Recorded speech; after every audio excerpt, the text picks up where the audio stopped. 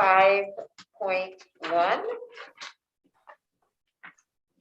And so now we will, and then 6.1, and we will start with the Pledge of Allegiance.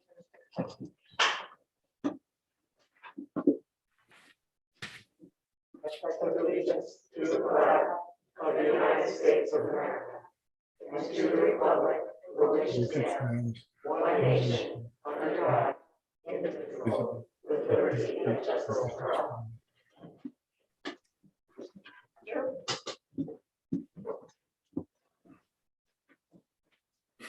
Okay, now we will have roll call.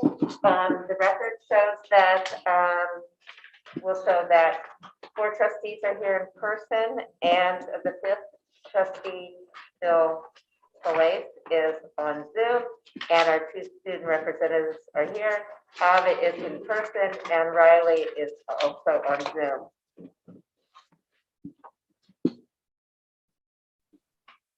Okay, now we will have the approval of the agenda.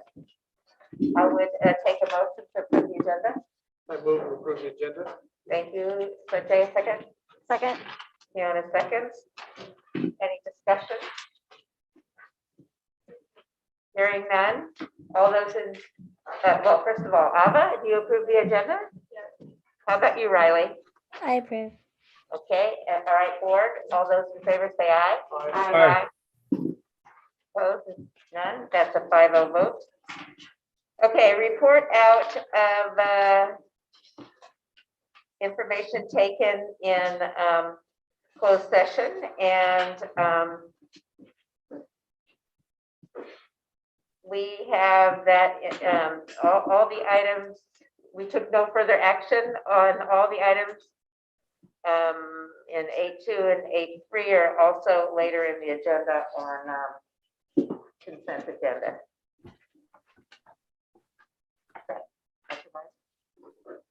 Yes.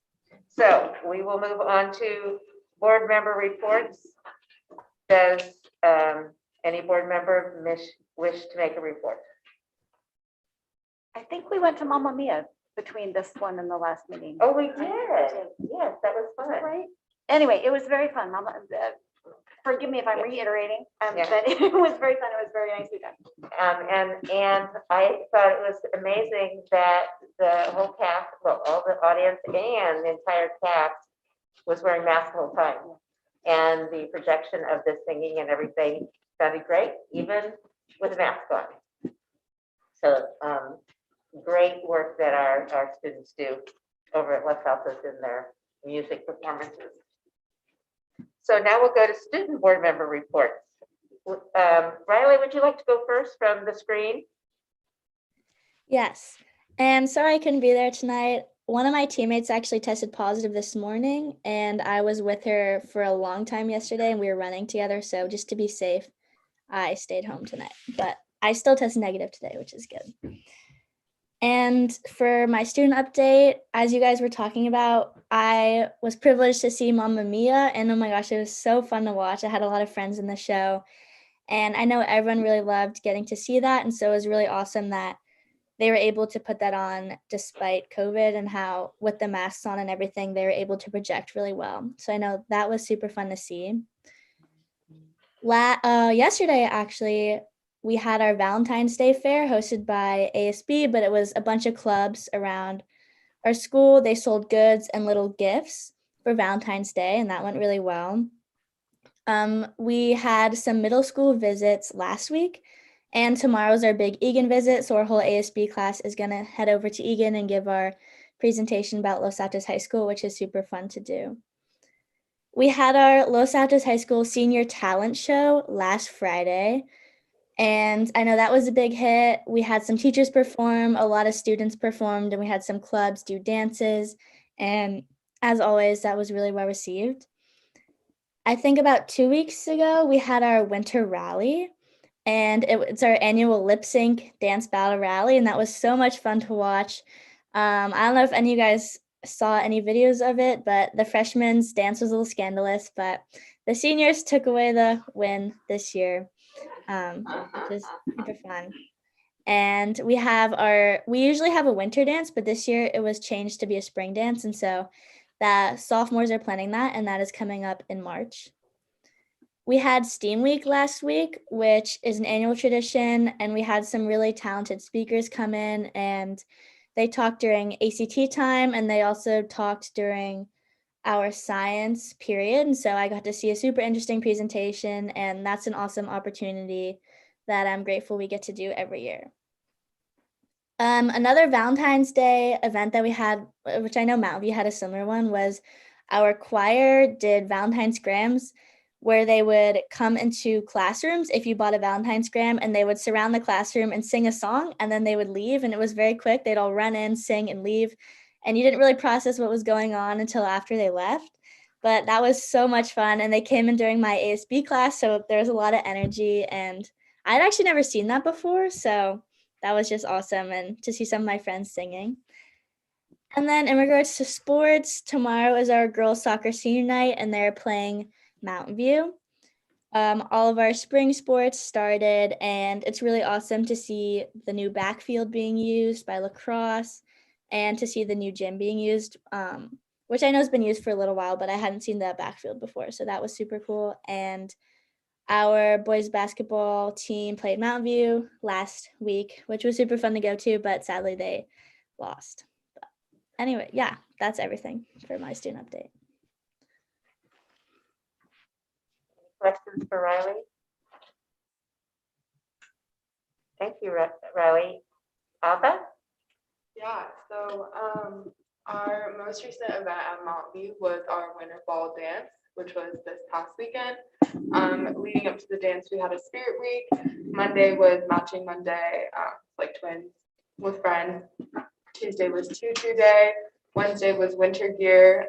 It was actually like 75 degrees that day, so it was a little ironic. And then Thursday was tie day, and then Friday was pink out. And our dance was held in the science quad. We had poker tables, a raffle, Shirley Temples. I think a lot of the students really enjoyed it. And we sold 414 tickets. Also on yesterday, on Valentine's Day, we had singing Valentines from our choir department. The choir department also had a concert last week, the Harkey concert. And for us, what was interesting was that the singing Valentine's groups, they stood outside the windows of the classrooms, and then the students who had the singing Valentines stood by the windows, so for COVID precautions, and then they sang through the windows, which was nice. They tried to make it like as normal as possible. Even a couple of the teachers got singing Valentines, so that was fun as well.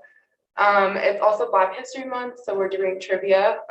Our class cabinets and ASB are doing on every Tuesday. We post on the Instagram doing spotlights about historical people of color, and we also have an I Wish wall. Our next big event is going to be Battle of the Classes, which will be in March. And a couple of other things going on are a Moncala tournament from our diversity committee and our cabinets. And then the Women's Empowerment Club at Mountain View is doing a feminine hygiene product fundraiser. And a lot of the school has been contributing to that. And our boys and girls basketball team and our girls soccer team had senior night last week as well. And then boys soccer will have it tomorrow night. So, yeah. Great. Is there questions for Ava about their activities? Both of all of the schools are doing such great things, and it seems like you're having fun in addition to doing your academic work. So it's nice to know. All right. Next, we'll move on to Students of the Month. We have one from Adult Education.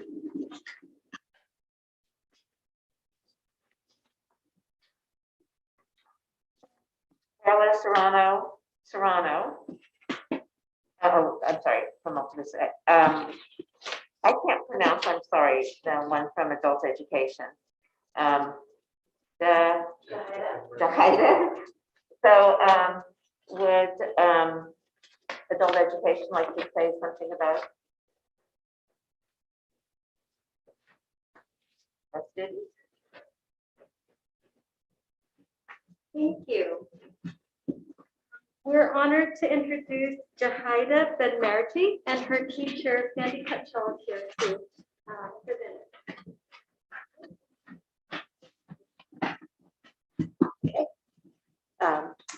If I hadn't come to the adult school, says Jahida Benmerji, I'd be lost.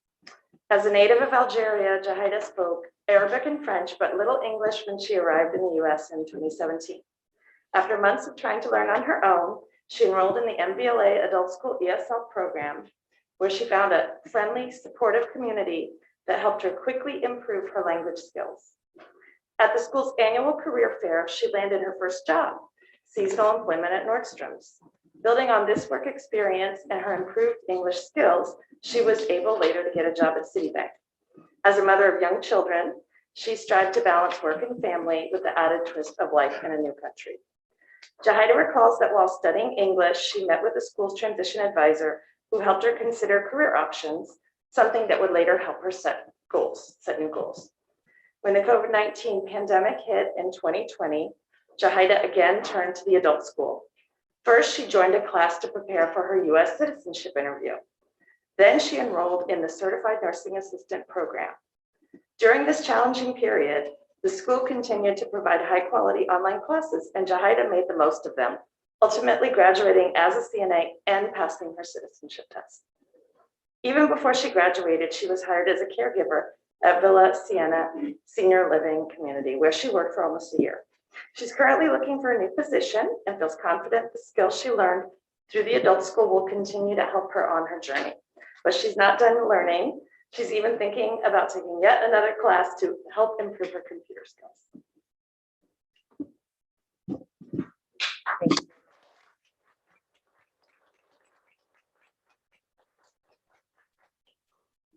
Thank you. Good evening, everyone. Thank you for having me tonight. Thank you for all you've accomplished and in our schools. Board members, would you like to ask some questions? So, well, thank you for coming to this country. It sounds like, we're also very lucky to have you as well. So welcome. And it sounds like you're starting on an incredible journey. So I would like to know, in your words, what was most special about the adult school for you? So the adult school actually is really an open arms for anyone looking for answers about skills, about social life, so we can make friends. And the other thing is the opportunities. There is many career, like in the health, computing, language, and more than that. I'm very lucky to have adult school, and I always say I'm surprised how it's serious, how the teachers go step by step, taking every adult with his own skills, with his own background, because they're different. I mean, if it was elementary school for kids, for example, it will be maybe easier for the school, because they will start all with maybe letters, reading, etc. But adult school is really different. So I'm very lucky again, and thank you very much about all what you are doing. And I'm still excited, and I'm ready for the next. And also I'm having plan to improve some skills on computing. Why? Because my kids start school and I'm in Silicon Valley, so it's a good challenge. Thank you. You're a great example of one of the reasons why we love our adult school so much. So yeah. Thank you very much. Thank you.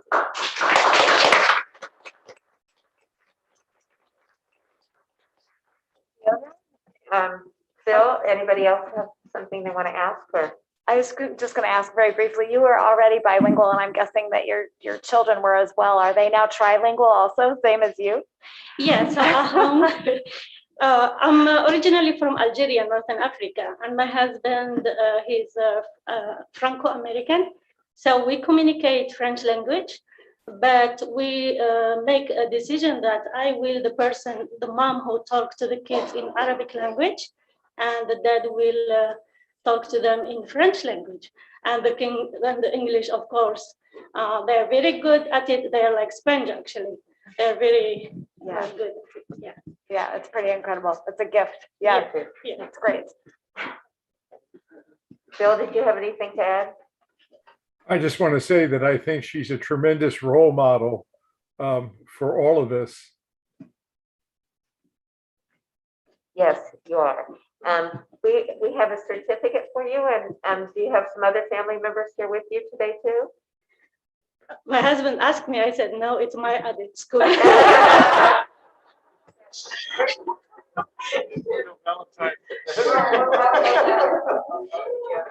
all going to come up and have a photo opportunity with you and congratulate you in person. Thank you so much. Thank you so much. Thank you. Thank you.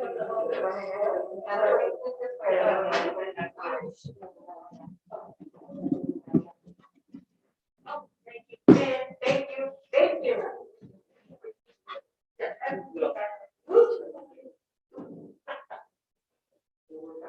Thank you.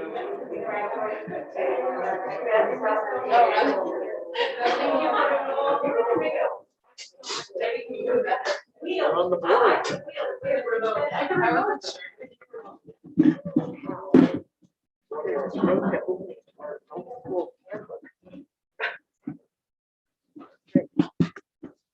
Thank you so much. Thank you.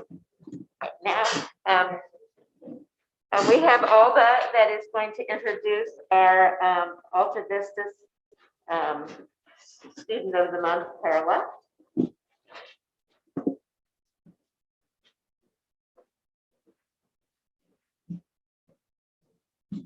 Good evening, everyone. Mr. Pierce couldn't be here, but he wanted us to share these words about Perla. Alta Vista High School is honored to present Perla Serrano as our January 2022 Student of the Month. Ms. Falsetti, Perla's advisor, said, "Perla is one of the most resilient and hardworking students we have had at Alta Vista.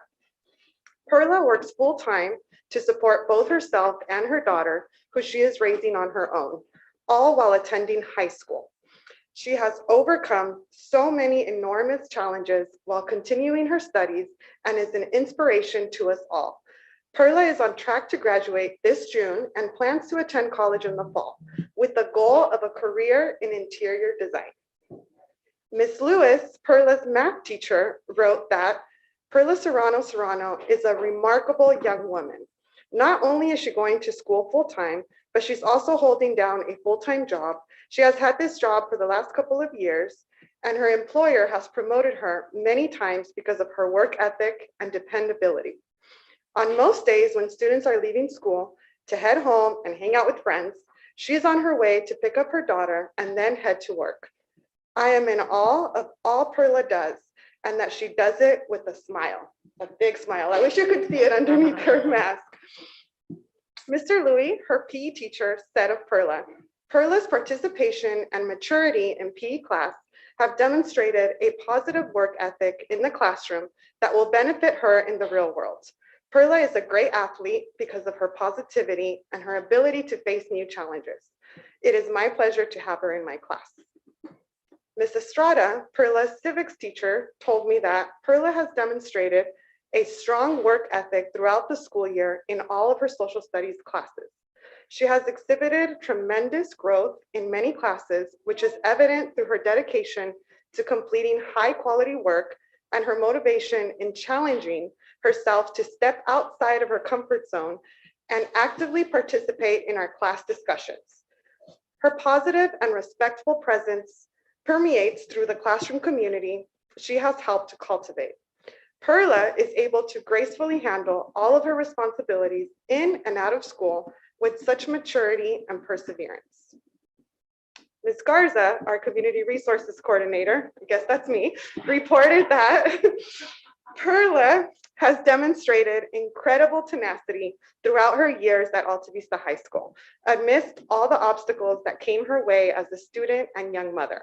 At a very young age, she was being pulled in many different directions of responsibility and still managed to balance them all in the best way possible.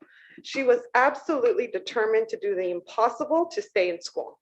Perla is a student that is full of stamina, courage, and always willing to do whatever is necessary to accomplish her goals.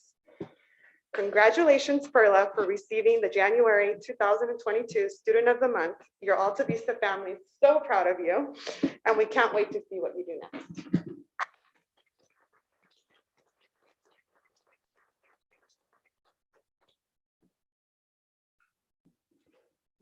Hi, Perla, would you like to say a few words too, or? No? No, well, we might have a couple questions for you. Board, would you like to ask Perla anything? I just want to say congratulations for juggling an awful lot of things at a young age and doing evidently a phenomenal job at it. So just, yeah, really, those organizational skills are tough for anybody. You've got a lot on your plate. Yes, we're glad to have been able to support you on your educational journey with everything else going on too. Board, do you have some other family here with you? Just my daughter. Oh, yay, she would like to be in the picture, I'm sure. Yeah. I think Phil has a comment. Oh, Phil? Oh, Phil, you had a comment?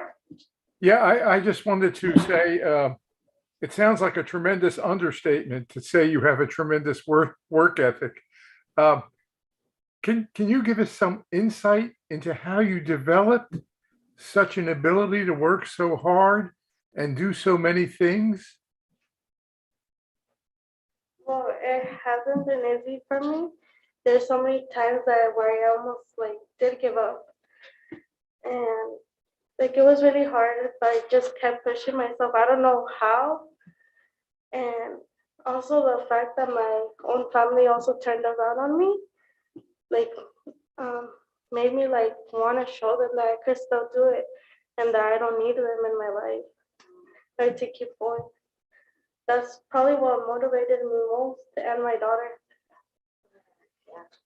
Wow. Very nice. Thank you. Thank you so much.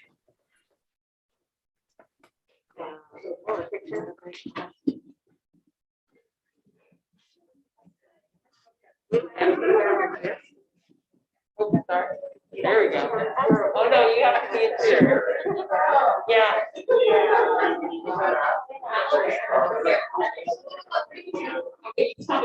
Oh, no. One of us will.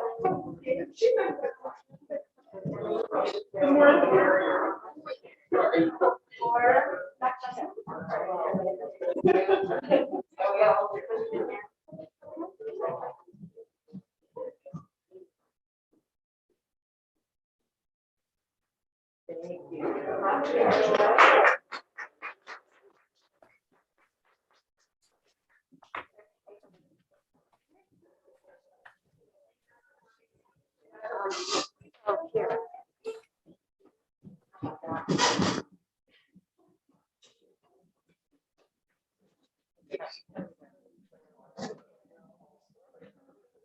Oh my gosh.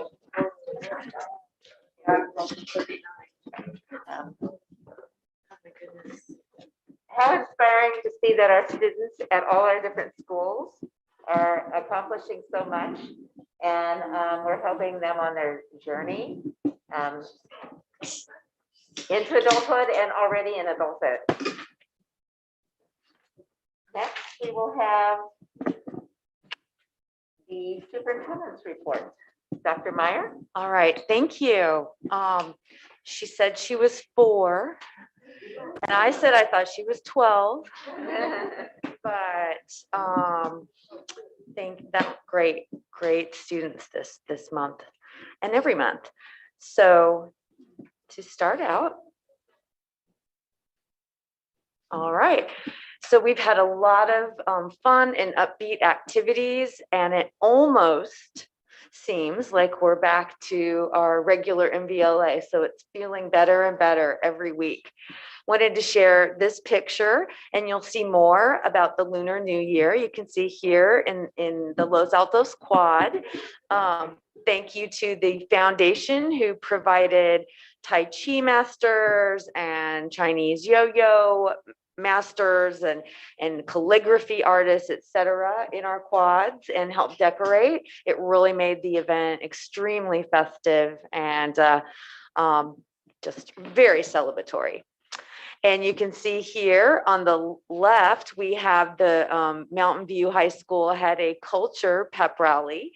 And you can see the they had dancers and had traditional dance and very positive, fun time. And then on the right at the top, the calligraphy I mentioned at Los Altos.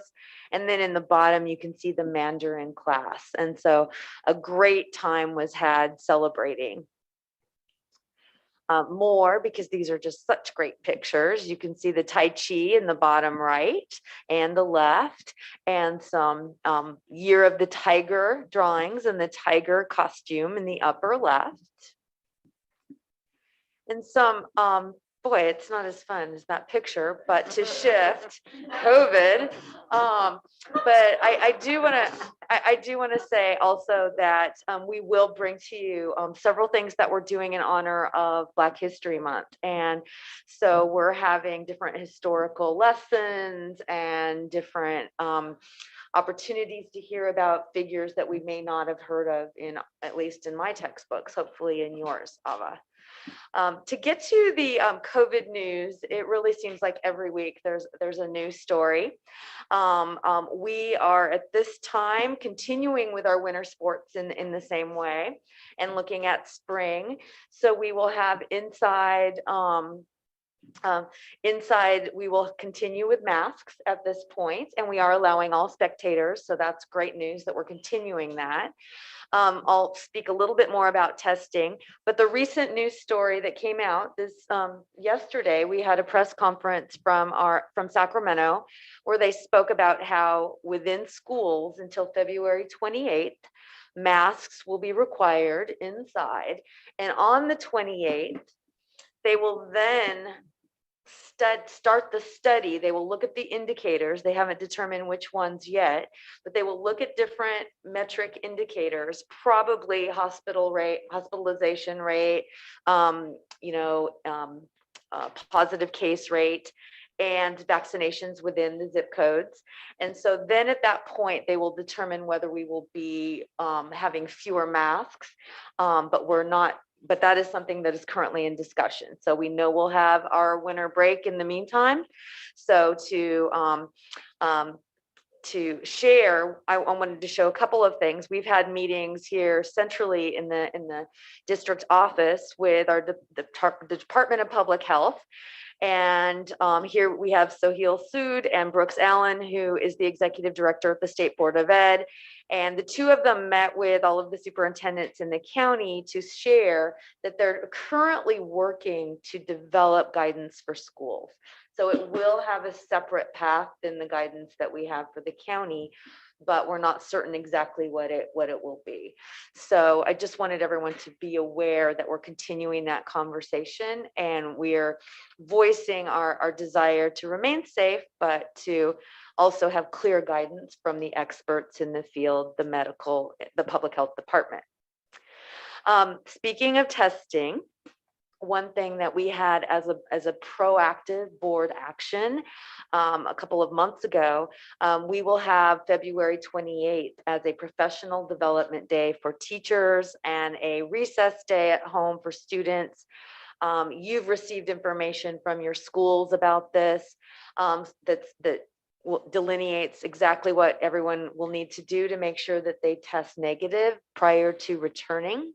I do also want to share, though, that we will have testing, and I have to say, I think this is incorrect. We're going to have it Thursday and Friday between 1 and 4 on the days, the 24th and the 25th of February. And then we will also have it all day Monday as well here at the district office. So we will have testing of PCR testing available at the district office.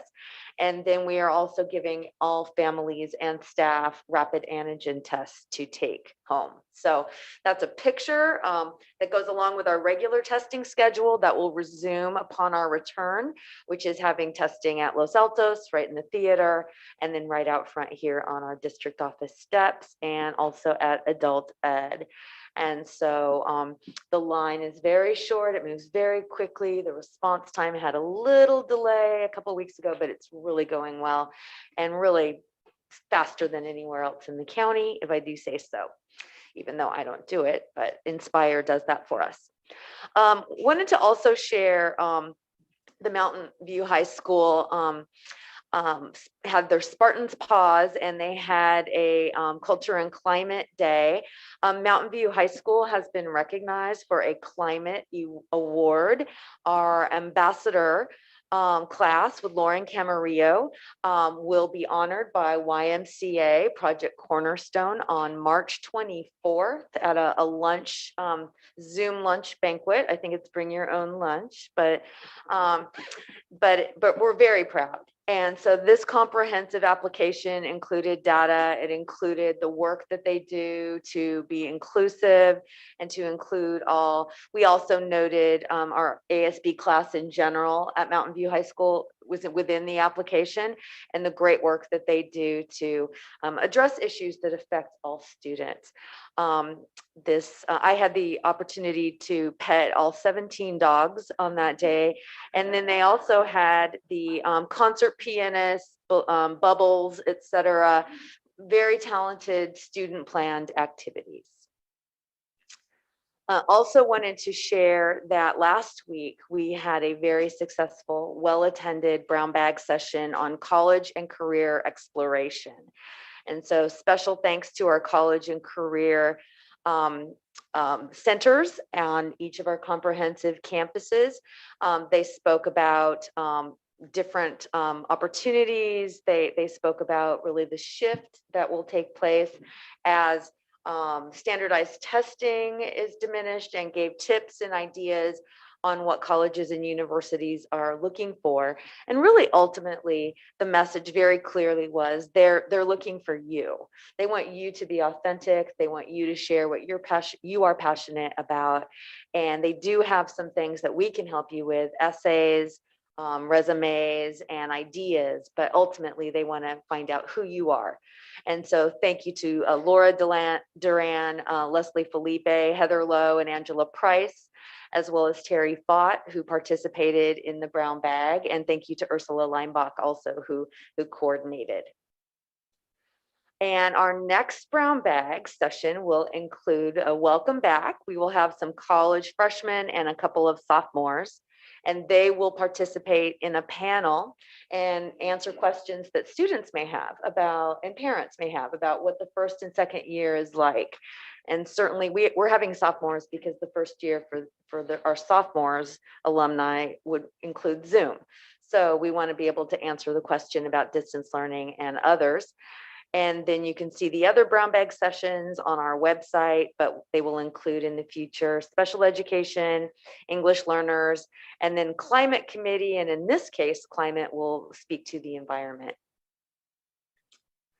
Okay, Mamma Mia. If you were able to see Mamma Mia and you didn't have the songs running through your head for about 3 days at least, you really weren't listening. Congratulations to Los Altos High School for putting on such a wonderful production. It was the hottest ticket in town. They sold out. It was a wonderful event, and the students did a fantastic job. Congratulations to Nancy Moran, who did a wonderful job, and really you could see was enjoying herself throughout. And then we have Valentine's Day, which doesn't seem like it was yesterday, but word had it that our Valentines, our singing Valentines at Mountain View High School sang over 1,000 different Valentine songs. So I hope they're not being asked to speak in class today. Here you can see the love bugs. They came to the district office. We had each of our district offices had some Valentine visit them.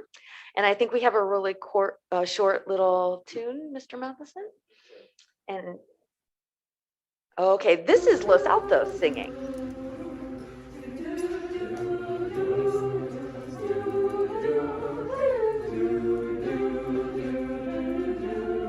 Never gonna give you up, never gonna let you down, never gonna run around and desert you, never gonna make you cry, never gonna say goodbye, never gonna tell a lie and hurt you, never gonna give you up, never gonna let you down, never gonna run around and desert you, never gonna make you cry, never gonna say goodbye, never gonna tell a lie and hurt you. This is for Aaron. Oh, yeah. Okay. I have to say, that is wellness in action, right? That's an example of how the arts contribute to wellness, but it's just beautiful. And special thanks to both of our high schools for their singing Valentines. Real quickly, we're going to have a more comprehensive presentation in March, but I wanted to show off our fields. Thank you to our business services who certainly have gone through great efforts to make sure that these were completed. But you can see here Los Altos High School for an aerial view, and beautiful, beautiful fields. And then here you can see Mountain View High School with a similar beautiful field right outside of the classroom building. You can see this is a real interesting picture on the right. So multi-use type of field, looks like soccer, lacrosse, practice, all sorts of good things could happen there. And this is just coming events. You're going to get the detailed pictures. We have buildings coming up all around us and they're really looking wonderful. And then with that, I wanted to also briefly share a very short video that was produced by our foundation, just kind of showing the contributions that they made to Lunar New Year. So they did a short video that shows off some of the great things they helped us with.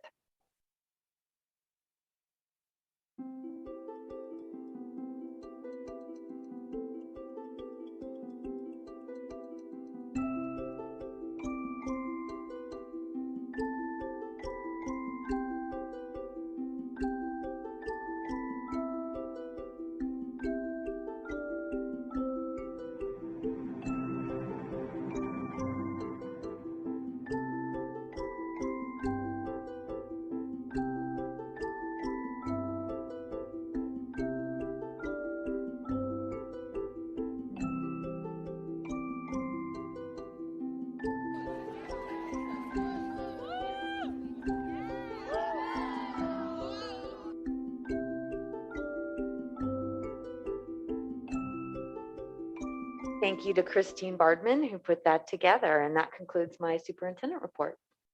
Thank you very much. And lovely videos. Technology is so great when you can have pictures any minute and even a video any minute of any activity that you're doing. Any questions for the superintendent about her report?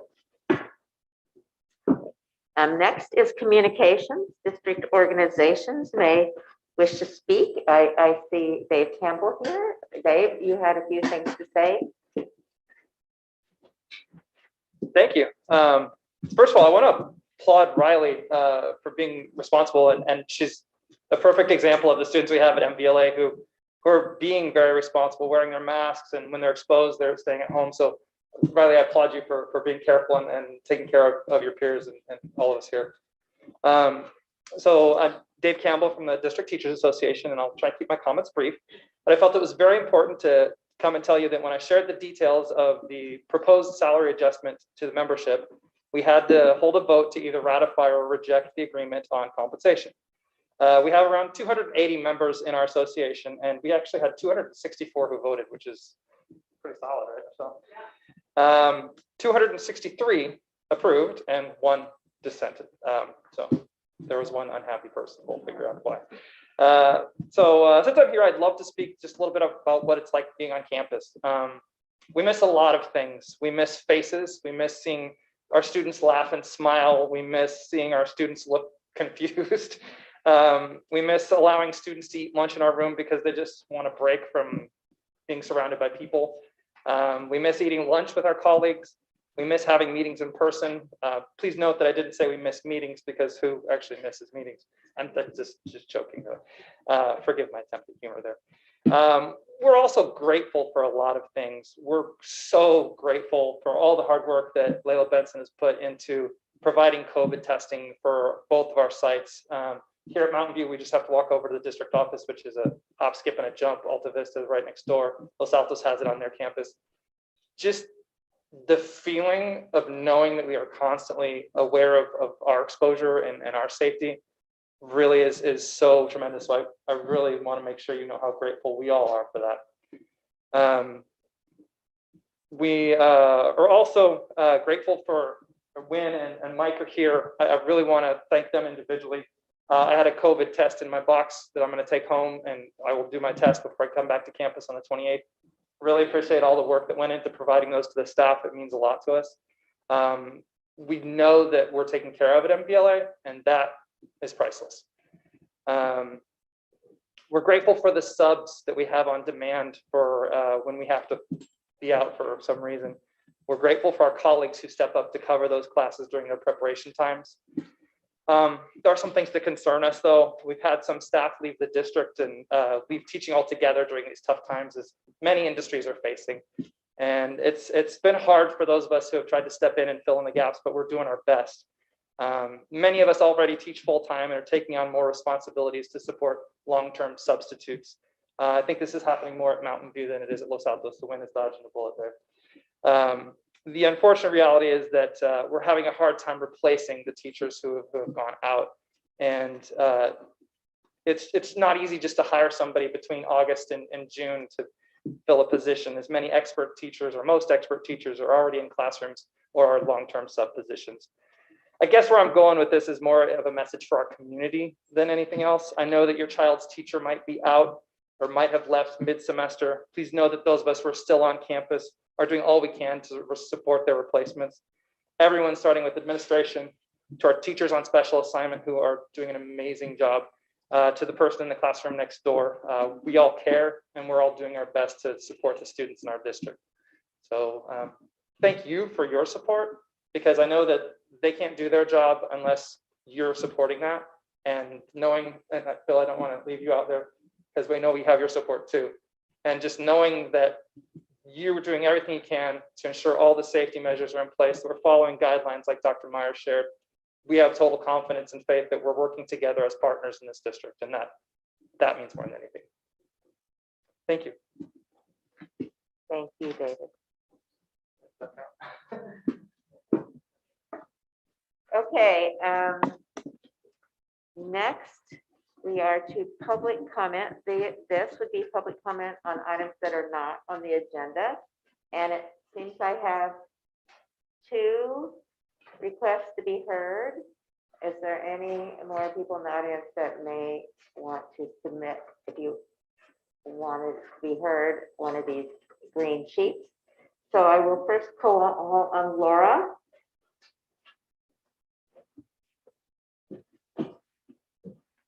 And would you pronounce your last name for me? Oh, sure. It's Vestano.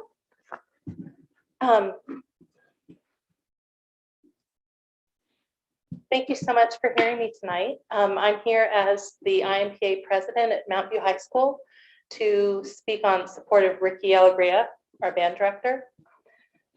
I also have a statement from our booster auditor who wasn't able to make it tonight, so I'll read her statement as well. My name is Laura Vestano, and I'm president of the Instrumental Music Parents Group, the IMPA. we provide annual financial support of around $50,000 to the music program, as well as thousands of hours of volunteer support, with a huge portion of those hours devoted to the marching band and winter percussion. So I work closely with Ricky and want to enthusiastically support him for his tenure. The Mountain View High School music program went through a tough time after Jason left in 2020. Ricky has single-handedly pulled the music program back up to healthy numbers by focusing on students, inspiring music, and engaging with the community. His years of teaching experience were just what our kids needed this year. He has encouraged the students to do their best in music and in life. I know my membership feels the same way. As the president of the Music Boosters, I have seen just how special the music program at Mountain View High School is.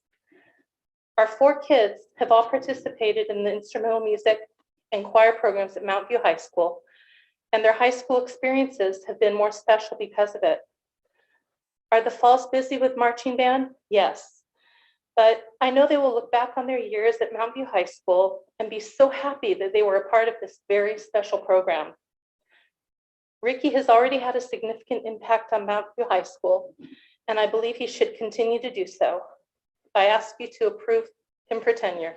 Thank you. And I have a statement from Dr. Michelle Parker, our IMPA auditor, and mom to a senior trumpet and sophomore mellophone. Ricky literally resuscitated our music program after a difficult year. He breathed life back into the program, choosing more inspiring music pieces, increasing student engagement, and building community. He continued beloved old traditions and was open to creating ones. His leadership and enthusiasm energized our kids, both in band and beyond. The students rose to meet his high expectations and grew both musically and personally. Our family can't thank him enough for bringing the Spartan band back to life. We support his tenure 100%. Thank you. Thank you, Laura. How many years has Ricky been in the district? This is the clarifying question. 2. And I have a clarifying question too. Could you repeat the name of the auditor's statement? Michelle Parker. Michelle. Thank you, Laura. Thank you.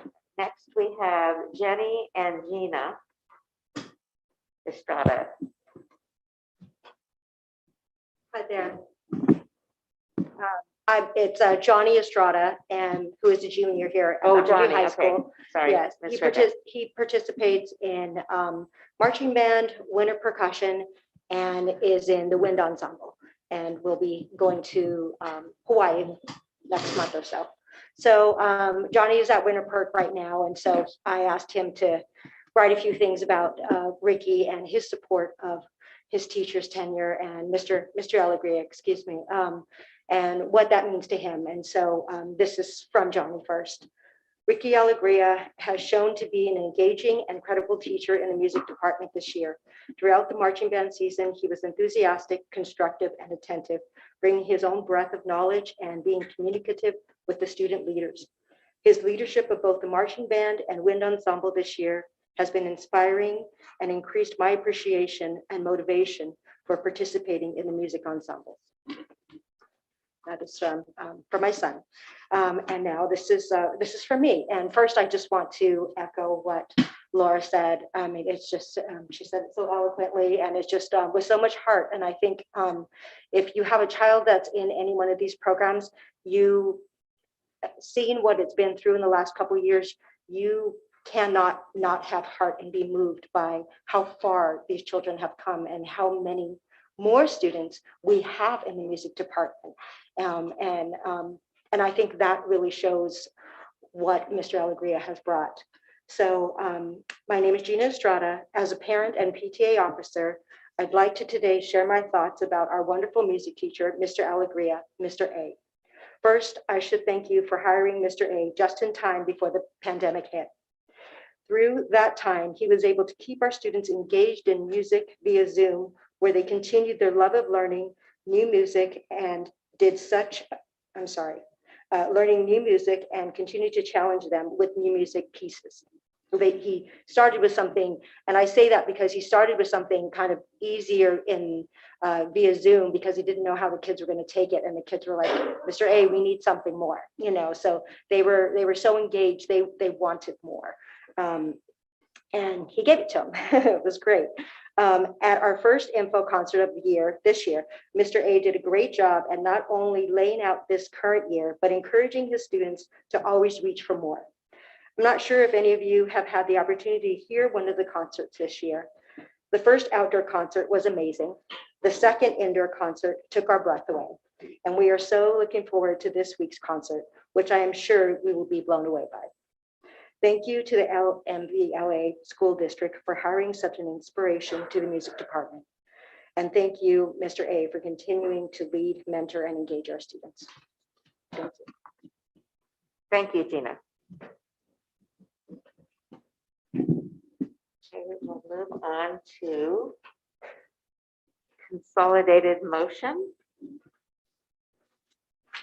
Would anyone like to make a motion regarding the consolidated motion, or is there any items that the board would like to pull? Yes, I would like to pull 15.4, 15.6, and 15.12 and move approval of the rest of the consolidated motion as presented.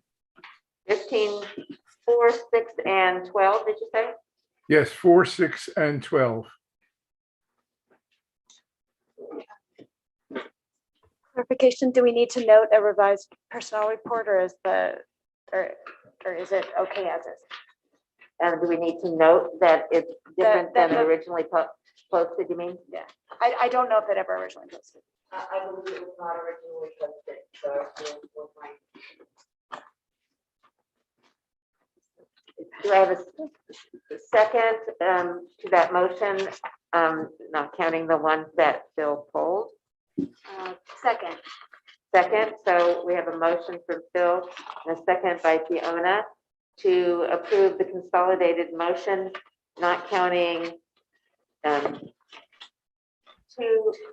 4, 6, and 12. Any comment before we vote on that? Okay. Alta, how do you say? I approve. You approve? Riley? I approve. Board, all those in favor of the consolidated motion as with the items pulled that Phil mentioned? Aye. Aye. Opposed? That was a 5-0 vote. But since we had personnel on the consolidated motion, I would like to make a comment. And that is one of the items on the consolidated motion is the retirement of Mike Jimenez. Wave, Mike.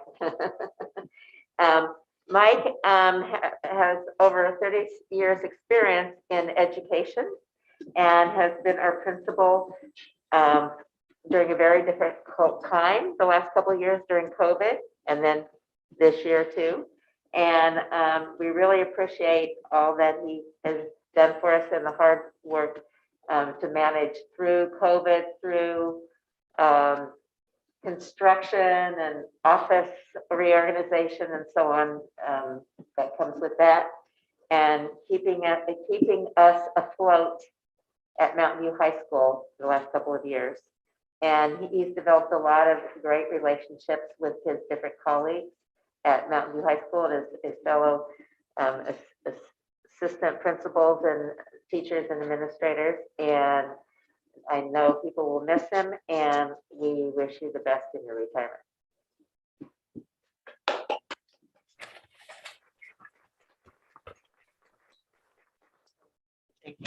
I just have a couple of things to say, but I will continue to speak on this topic until June 30th, July 1st, perhaps longer.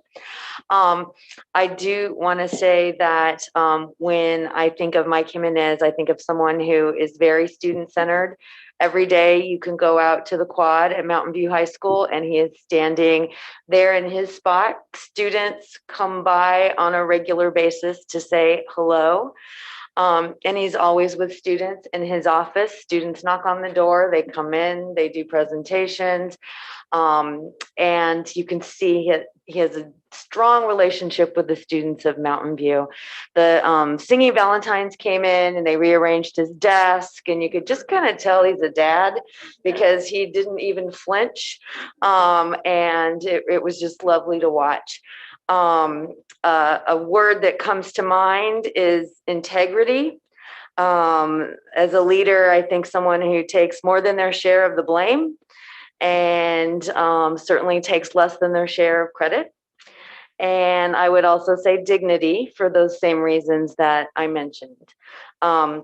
Lastly, I always try to look at a quote, and one I saw that epitomized Mike: every kid is one caring adult away from being a success story.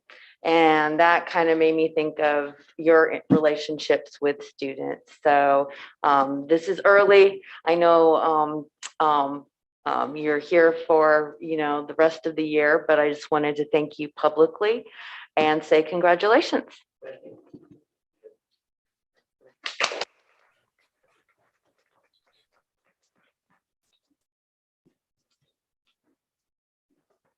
Okay, so now we are going to move on to, that's a long one. So 16. Right, 16 would be the items that were pulled, and the first one was 15.4. So that will be the first one. Phil, do you want to speak to that? Sure. Thank you, Catherine. So with respect to 15.4, my first request is for an explanation of the phrase waste manifest issues.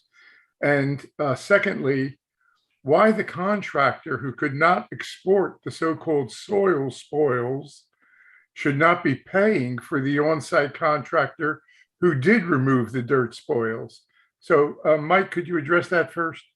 Sure, happy to do so. And I'll do it in two parts. So waste manifest refers to the contents of the spoiled soils, for a tongue twister, but basically, additional soil that has to be off-hauled. As you can imagine, you can't just put any dirt anywhere. And so it goes into different classes depending on the contents and what's in it. So this was needed to go to a class 3 landfill. The contractor who bid the job and whose responsibility was initially was having significant delays and challenges with getting the paperwork approved and in place. This is per Department of Toxic Substance Control. So we had a separate contractor who was also on the job site who had their paperwork in order, had additional room and or allowance in the off haul of that, and agreed to take it off in order to keep the project going, because this mound of dirt was in the way of other contractors and staging equipment. So to answer really the second question is what doesn't show up here is that although this shows up as additional cost for this particular contractor, it was worked out amongst the contractors and RGM Kramer that the original contractor would credit back to the district this amount. So it's basically an even, right? But it shows up as a cost here, then it shows up as a credit on a separate change order for the other contractor. Okay, great, Mike. So that means that we're not paying for Correct. the contractor who did the work. Excellent. Yep. So my next question on the same item is why is it that the bid plans had only a portion of the service road and entrance at the Mountain View campus along the fields, and that it didn't go all the way to Oak Avenue to start with? Sure, certainly. And I almost went back to Dr. Meyer's slide deck because I think they had the aerial video showing that area. So if you visualize that picture on that slide, right, if you're looking from Oak Avenue, you're looking north, you're seeing the baseball outfield, the brand new synthetic turf field, and then the new classroom buildings. So the field portion, the synthetic turf, was really from the baseball fence, left field fence to the classroom area. And so that was the scope of that project area. And those plans included, I'm calling it an access path. I don't want anyone to get the wrong impression that it's a road. It's an asphalted area, but make it easier to drive golf carts, some of our maintenance vehicles, groundskeeper equipment. So that was the original scope. The area to the south, so all the way to Oak Avenue, is being used as a staging area. Prior to that was just dirt and grass. And so we looked at that we now have a maintenance path from the new classroom building along the synthetic turf. And wouldn't it be great to just extend that all the way out to Oak to make one continuous path? So it was really in the middle of the project. We saw it as an opportunity, take advantage of the fact the contractor's already there, the equipment's already there. So we ended up adding that portion while they were out there to just make that one continuous asphalt path from Oak all the way to the new classroom building. It's added to that contractor. If we wanted to pay for it out of district funds, maintenance funds, we could certainly do it. It doesn't really change the contract, with the contractor having to be on site. But that's the story and rationale behind that. Good. So basically, it was an unforeseen opportunity that came up in the course of the work itself. And you and the team decided it just made sense to do this. And it certainly sounds as though it makes sense. Yeah, it just kind of completes that area that was not anticipated when we were first doing the plans. Exactly. Okay, good. So getting to 15.6 now. You use the phrase baseball fines, which I at first said, well, who fined us? But I recognize now that it doesn't mean that. Could you explain what baseball fines are? Yeah, we're talking a lot about dirt in our change orders tonight. It's just a particular term in terms of the type of dirt and quality of soil that's used in the infield area and then the warning track area around a baseball field, right? So if you say it's dirt, that's not a specific enough. The fine, it's a little more granular and can be compacted differently. So it's the particular type of dirt that would use there. You sometimes hear it referred to as gold fines in other places. It's a little brighter color, but compacts as well. So that's the terminology. It's the specific type of dirt that's added there in the softball and baseball area. And then why we added it is just because when you look at certain parts of the project, like the left field outfield fence at Los Altos for baseball, that had to be shifted to the west, so that's a little closer to home plate to accommodate the synthetic turf field. So of course you replace those baseball fines or the dirt there, but of course then it doesn't match and it's not as refreshed as the rest of the warning track. Similarly, the softball field, which is an all dirt or all skin infield, is adjacent to where we resodded with natural grass there. And so it was really a chance to, instead of having some look new and some look old, to just make it all look new while we were there. So to use the term from the last topic, an unforeseen opportunity, right? That while we were there, the landscape contractors there to just really refresh all that area. Some of it we would have done anyway in anticipation of the spring baseball and softball seasons. Okay, thank you, Mike. I think those were all the questions I had on 15.4. Well, if I could I guess, you can move on to the, are you done with 15.4 and 6? You can move on to are you going to move on to 15.12, Phil? We can finish the discussion on 15.4 and 15.6 first, Sanjay. Okay, that'd be great. So yeah, I guess, I mean, just on the same lines, I didn't understand what those specific costs were as well. So I appreciate the definition, or basically the explanation of those. I've made this comment before, because there was another one, right? The freestyle changes, and again, this were because of district request to basically add floorboard and wall outlets, and that's going to cost us $120,000 at least, and maybe even more, because all the costs may not be in there.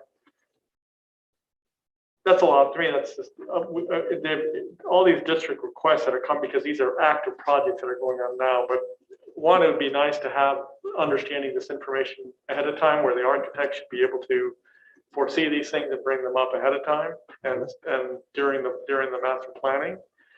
And second is that prioritizing these requests to maybe something else that is what we consider a higher priority, to use those funds to something else that we think may be needed, instead of, lengthening the service road, these baseball fines, the wall outlets, the floorboards. And I know we had a previous discussion before on not the laptops, the workstations, which I still am understanding why they really need to have a hardwired connection. All of that. So it seems like these are costs that we really need to figure out how to prioritize what's more important, because these change orders are adding up. And understood. I mean, and I would just add that, we do look at all these as we've shared some as the facility committee meeting, maybe not at the full board meeting. By the time it gets to me, it's gone back and forth 3, 4, 5, 6 times between architect, contractor, RGM Kramer managing it. So the dollar amount we eventually see is vastly different from what it started as. And assured that all these costs are within each project budget, right? So there is this known cost that's going to happen on these projects, and it's budgeted in for unanticipated things or ads or things like that. So we do, make sure that we're still within budget. And if we're all of a sudden going over the project budget, right, of course, we do look at those, or over a certain dollar threshold, bring it to the facilities committee meeting in advance of getting that approved. Catherine, can I chime in for a second? Please.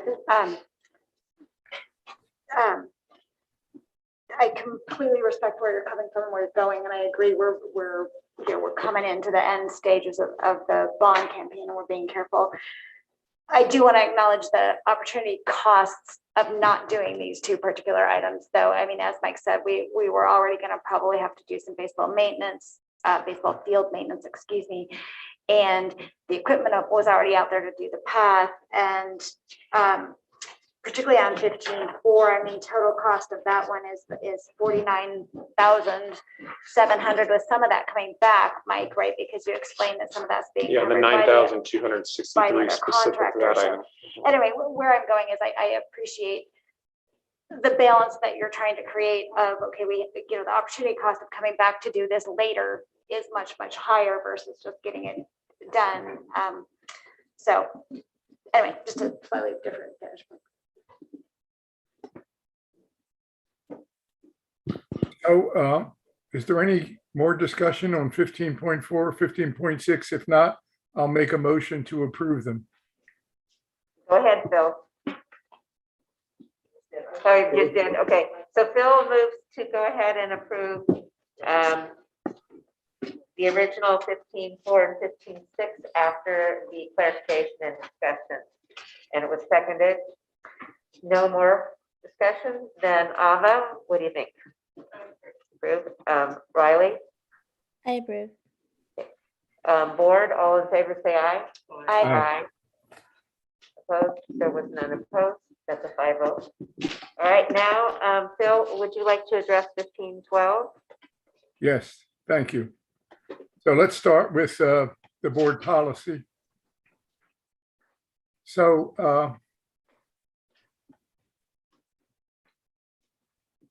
I'm just going to get it up here so I can look at it and refer to it. I sent this ahead to Terry earlier today, but it was very close to a meeting I had to go to and I couldn't get back to it. So let me just walk through this here. Looking at the first paragraph of the proposed board policy, go down to the 4th line, the sentence that begins California and federal law. And I propose here that the simplest thing to do is to, well, first of all, let's look at what it says. Right now it says provide transgender and gender expansive students equally and fairly. Well, provide them? It doesn't make sense. I think the original word here was treat And if I were to keep this phrase at all, I would keep treat instead of provide, but it has other problems. Just what is being treated equally? As it's written, it just says treat transgender and gender expansive students equally. Again, well, of course, but I don't think that's what's intended. And I don't think this particular phrase really adds anything to the policy. So what I propose doing is taking the beginning part, California and federal law with the citations, and saying, let's go up to the end of the paragraph, the end of the parenthetical citation, delete from the word requires all the way into the next sentence up to the word law. So delete all of that and then have the sentence read, California and federal law and district policy require that all programs, activities, and employment practices be conducted without discrimination based on, et cetera, to the end of the sentence. And I think that that is simpler and says everything that needs to be said. I agree, Phil. I actually worked on this document a little earlier. Unfortunately, I opened it as a Google Doc, and so you didn't see all of the accept change ideas that you proposed.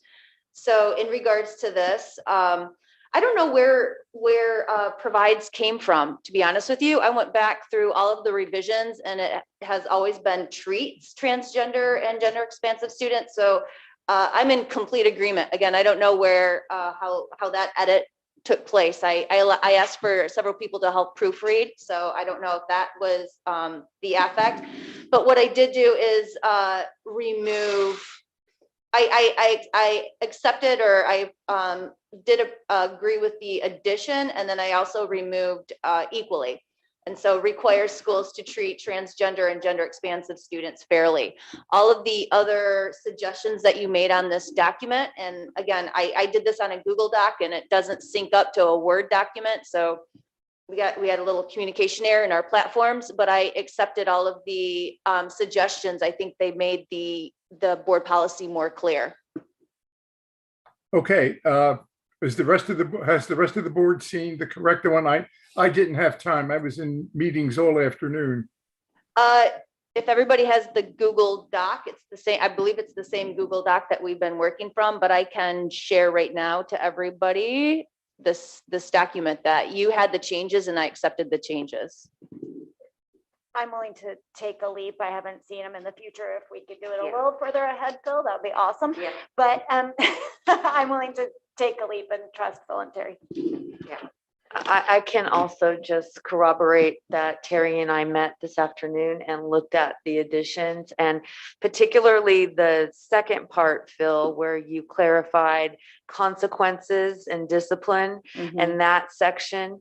I don't know if you can certainly share, but that language did make it clear that it could have consequences and or discipline. So it was not just saying there would be consequences without that specific statement. So that maybe that's the question I'd like to ask. So I guess in terms of changes, other than the language, like that first one we just went through, is there any other substantive changes that we need to? That was the one that struck me in particular, but I certainly defer to Terry and Phil on this. That one was significant, I believed, and made it much clearer. It's also, if we trust that this is the right thing to be doing based on Phil and Terry's recommendations and vote on it tonight, we can always bring it back after we read it again. Correct. I mean, we're saying now that we're accepting it. They're Right? I living just wanted to say document. that. Yeah. So if I go back and read it later tonight, I'll be sending an email to you and Catherine saying we need to pull this back. Just Yeah. Correct. And it's a board policy and regulations can always be changed by the board at any time. Right. No, So, it's true, but I guess, you know what, I mean, all of our schedules are busy, so it's Yeah. like, might go back and read. So we can just, if there's something quickly, we can just look at now, that we look at, otherwise, yeah, I'd rather, we can, you know, I have no problem proving if it's mostly just language. Yeah. Do you want me to share the electronic version? Is that what the request is? Uh, We certainly could do that and show the tracking changes. I believe if you, ARs. I'm amenable to the suggestion that we simply, I could review my proposals for the AR, which Terry really hasn't had a chance to look at, I don't think, because I sent it at 4:55. There's a few that I haven't gotten to or that I need to look further into, because some of these were questions about verbiage and I just want to double check, like the intersects as an example. Yeah, so yes, there were some really technical points there. So I'm amenable to the suggestion that I send on my suggestions for the AR as well, and Terry have an opportunity to look at them, and we bring this back for approval next time. If that's okay with the rest of you.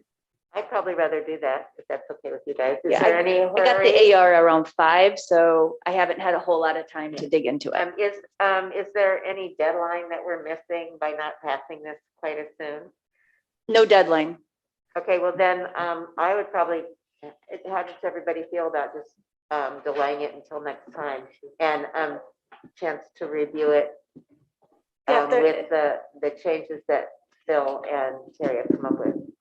Yeah, I would just like to assure our LGBTQ plus students and employees and members of the community that all these changes are making a stronger document, giving them greater protection and more definite protection. So Right, yeah, it's not a reticence to pass the policy. It's a desire to get it right. Yeah. I'll concur and appreciate, Phil, the fine eye of making stronger, clearer language for our community in support of our LGBTQIA+. Okay, we do know for sure we want and are going to have this policy and this regulation. We might as well get the wording as close to what we think we're going to want in the longer term, and we'll do it next time. All right. Do I have to do anything particular except for just pull it for the next one? Okay, we're done with that. So next, we will move on to business action items, which would be a presentation from Freestyle. Here they are. Ooh, we have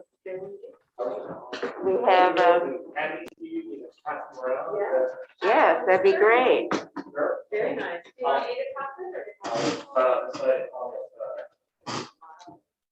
Really cool, really cool.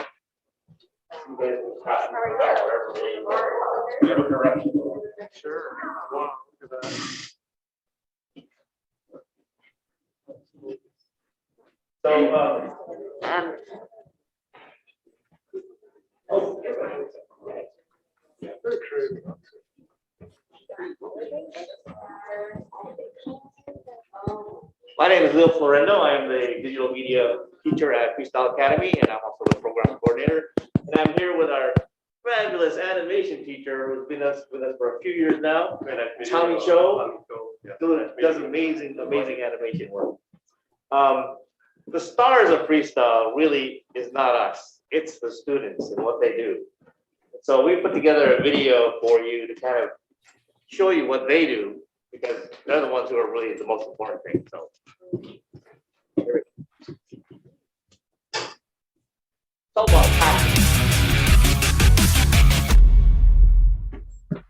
Hi, my name is Matt Taylor. I'm the film teacher at Freestyle Academy, a school within a school, part of the MVLA High School District. I'm going to show you a video. What you're about to see is 100% student work created for projects at Freestyle Academy. I feel like it's the best way to showcase what freestyle is really all about.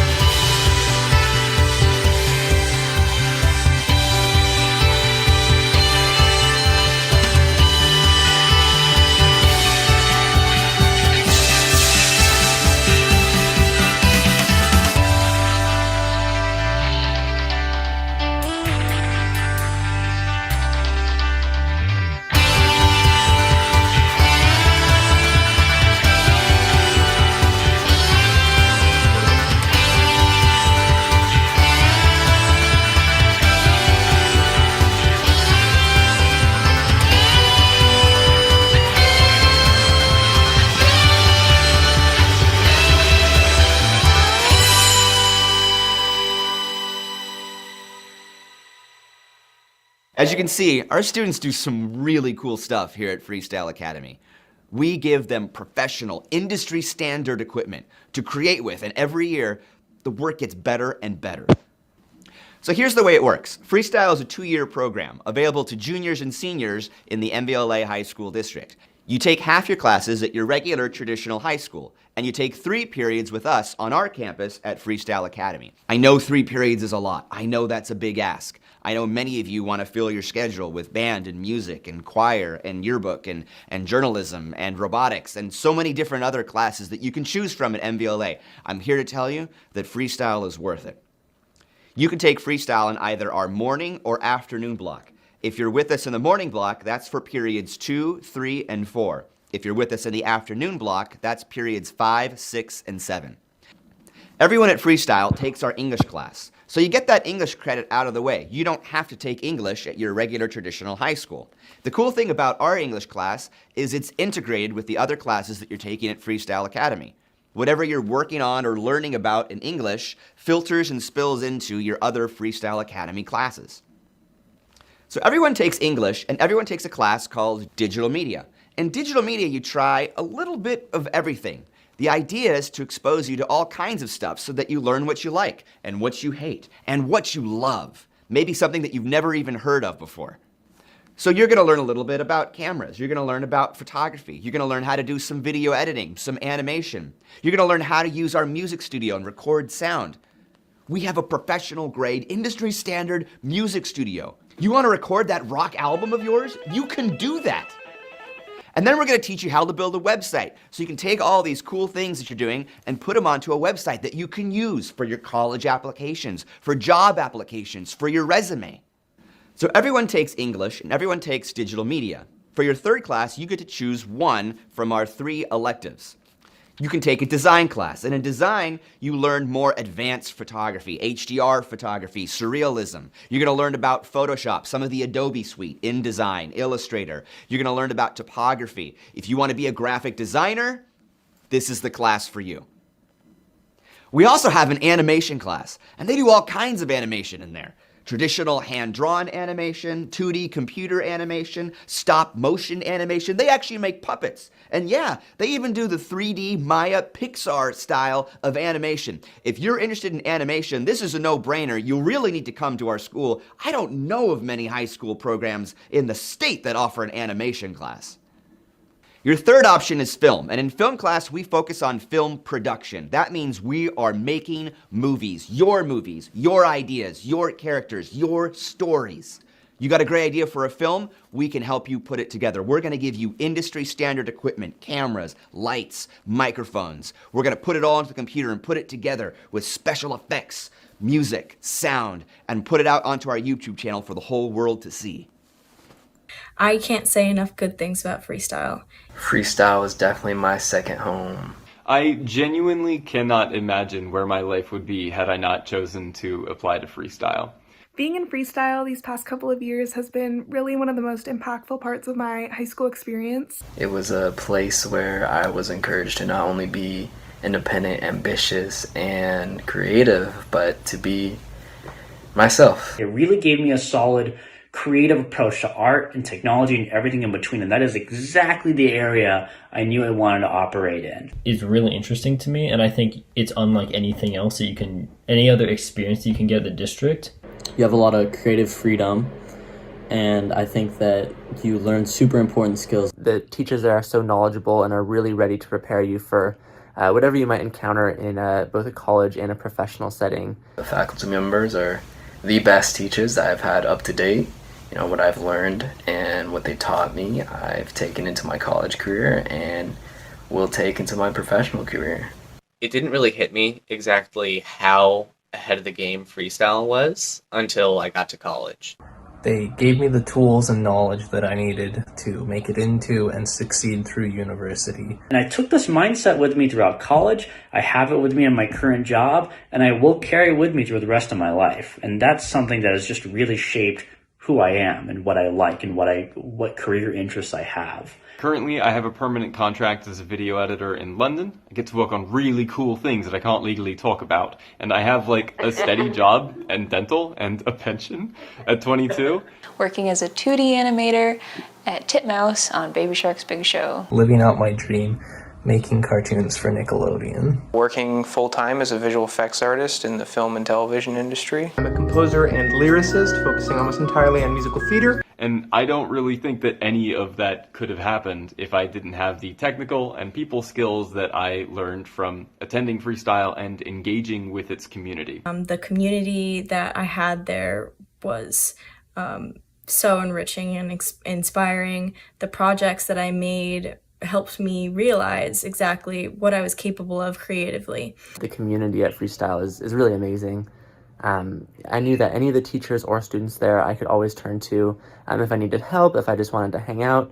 It really became a very tight-knit community over the 2 years that I was there. There are students and teachers there that I've built just lifelong friendships with.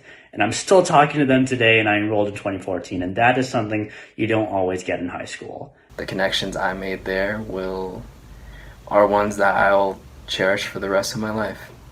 Freestyle was just a really formative experience for me. I was able to learn a lot about myself and my art through it.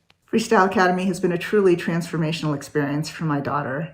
I would like to express my gratitude and appreciation for the Freestyle Academy experience my son is having. So if you are looking to pursue a career or even a general passion or interest in the digital arts, I cannot understate the importance of a good foundation, and the best foundation is at Freestyle. And I think I would not be the artist that I am today without Freestyle. So that pretty much sums it up. So we basically get out of the way. We teach kids how to do certain things, and then we let them loose, and they produce all these things that are in front of you and all those things that you saw up there. Because we believe that, successful people are passionate, and if you can find your passion in high school, you're going to be successful in whatever you're going to do. So we just allow students to find their passion. There's a couple of other things. So if you want more of the testimonials from all these alumni, there's actually a website that shows you in full as opposed to little snippets. They have some pretty cool things to say. And we just got these within the last 2 weeks, basically. So these are pretty interesting. So all those things that you were passing around, we were trying, we do a lot of work on the computer, and what I'm trying to do in my class is to get it out of the computer. So get them to design on the computer and then get it into physical hands, like the things you saw. So we have the light box there, and then a stack of wood art, basically using our laser printer to cut it all out and then put it all together. And then we have the mandalas that you all received at some point. Debbie brought her. Right, there's that one. Thank you. The whole board got a present of one of these. Each of them different designs. Different designs by different students. Every single one of you got one. We thought it was just important to share that stuff, which is really cool, and we just wanted to give it to you. So there's one there that's a laser engraved on acrylic plastic that goes as a night light. So those are variations of the mandalas that you saw. And there was another one with a pizza board that's going around too. So, in fact, students right now, the seniors right now are just finishing up the designs, and we'll be putting out a whole new set of these light boxes and stacks. So the idea is to get it out of the computer and into your hands. Some numbers to kind of show you where we've been since 2007. This is when we added animation to us. To Freestyle. Before that, we didn't have animation. And then this is when the pandemic hit, and we took a hit. Like everybody, I'm sure, took a hit. But we were trending pretty good for a while there. So the numbers I would suspect this coming year would be about the same as this coming year, from the applications that are coming in right now. And they have until Friday to kind of submit that. So hopefully we'll get a little more. But those are the numbers that are, as expected. Scholarships, alumni data. So these are self-reported when they actually go to college. This was an incredible year.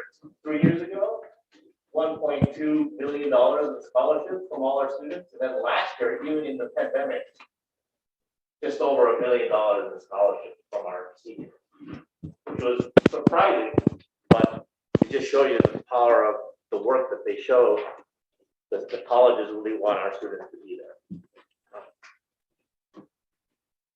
And where do these students go? Well, you're going to get these slides. You can actually click on there, and there's a whole set of that alumni website. It shows you where every single student went, what their college major was, and how much they got in scholarships. It's a pretty good database of information. You can see they're all spread out, and it's not even showing the ones that are in Europe and in Asia. We have one student right now going to Temple University in Tokyo, and another one who graduated from freestyle and went to Italy to become a web designer for a magazine there. So it kind of spreads out all over the world. And hopefully you can all come to our exhibition on May 20th at the Computer History Museum. We rent out the whole top floor and we show all of our things from the entire year, including videos and films and websites, and bring our computers over there. Hopefully that will happen. Right. And then we have this thing called the Zenith Project. The Zenith Project is this pinnacle project for seniors where they have about 2 months to design their own project from scratch. They design it completely. It's like their senior project. And what we do with that is we present it to students at school, and we also present the same project to professionals in the same industry. So if they wrote a screenplay as their senior Zenith project, we would actually have screenplay writers come in and critique them. If they did a fashion design, we'd bring in fashion designers to kind of critique their work. Same thing with films, animations, and so on. So that's what we do, that at the very end of the year as kind of a way to get them, say, show us what you've done, what's the best stuff, and now you're off to college or wherever you're going to go. And lastly, just right outside there, every day we go by, we see it getting bigger and bigger and bigger. We're just so excited and so thankful for you guys for providing our new campus that hopefully will be in next fall. It's been incredible to watch grow. I consider freestyle my second child because my real daughter was born in 2006. Same thing with freestyle. So and now it's growing into a completely different thing. It's really, really exciting. So thank you so much for your support all the time. Do you have any questions?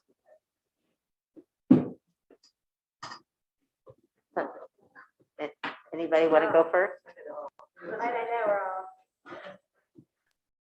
So yeah, Leo, just fantastic every year. I enjoy seeing all the work that you do. I know when you used to present at the Computer History Museum, going to that, I miss going to see all the work that's being done there. I think it's fantastic. So yeah, I mean, just you've done an amazing job, and I think giving a gift to students that is unimaginable. I mean, listening to those testimonials, it's just makes my heart melt, that these people have found a passion and a lot of them are just pursuing it. So that's you couldn't ask for more, right? I mean, that's amazing. So yeah, appreciate it. Thank you very much. Thank you very much. I think the other thing, back to the, sorry, Phil, go ahead. Phil, you can go next. Oh, thank you. I just want to say, second what Sanjay said, each year, this is one of my favorite presentations, along with robotics and a few other things. This year was the best yet. Thank you. It was really great, and it's exciting to see what our kids are accomplishing there. It's a great program, just one of the things that we do that I think other schools envy. Just wait till we get our new campus. You'll see we need more amazing stuff. Seriously. Okay. We have plans. Fiona, you We have have something plans. to add?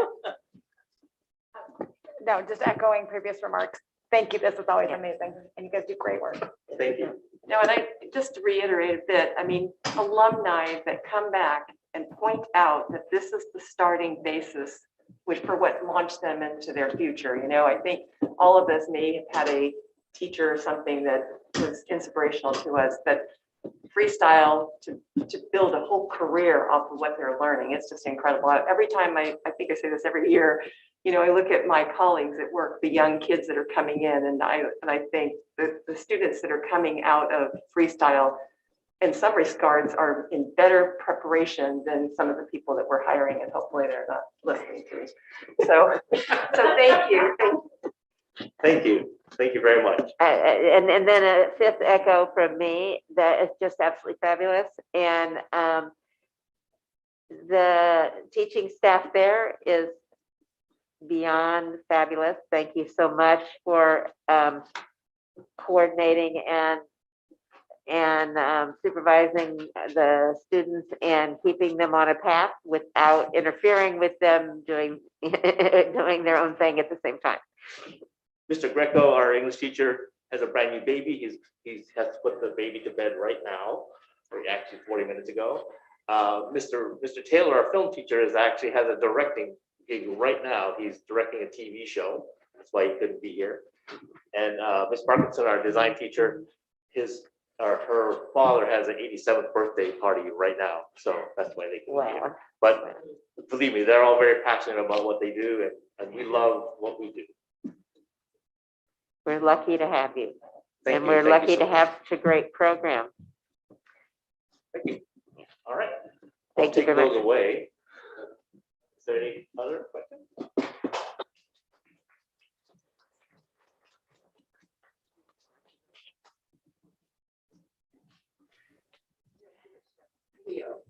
Oh, you know, this thing.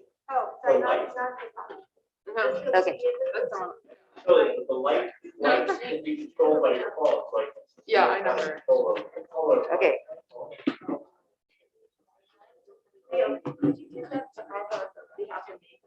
Okay, but they have to be done. Oh. Thank you. Oh, yeah, I will do that. All right, so. Ava. I know All her. right, all right. She's also an ASB. Attention, please. Back to the meeting, please. 17.2, there's several things here that are, if you will, a bit of legalese. We have to have a public hearing about our collective bargaining agreements.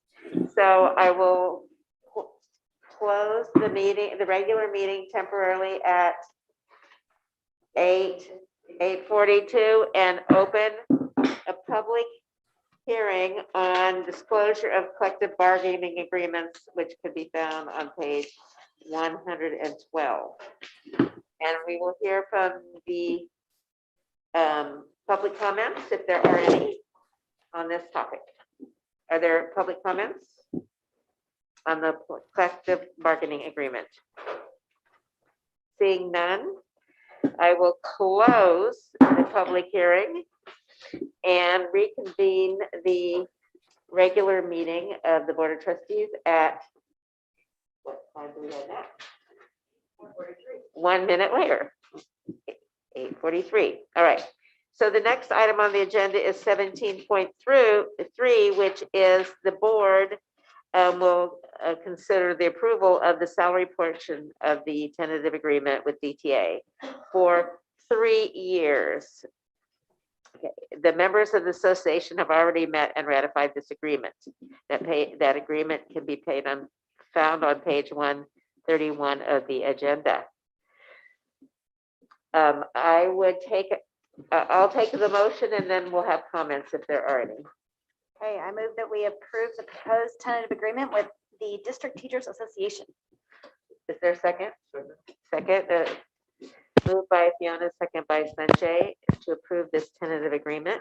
Now, board, do we have any comments? Do you have any comments or questions? No? Hearing none. Well, what do you think? You approve. Riley, what do you think? Okay. Okay, Board, all those in favor of approving this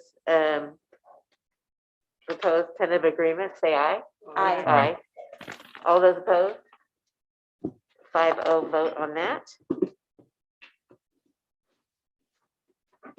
Then the next one is actually called an MOU, the Memorandum of Understanding with the Classified School Employees Association, which is our other bargaining group. And we will, and MOU, tentative agreement and memorandum and MOU.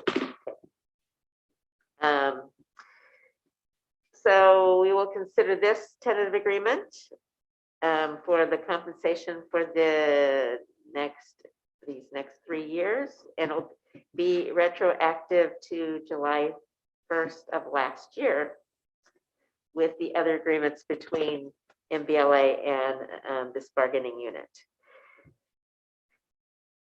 So do we have a motion about this agreement? I so move to approve the proposed tentative agreement and memorandum of understanding with the Classified School Employees Association. Is there a second? Second. Second. Okay, there's been moved by Debbie and seconded by Sanjay to approve this proposed tentative agreement and memorandum. I misread that. Is there any further discussion on this by anybody?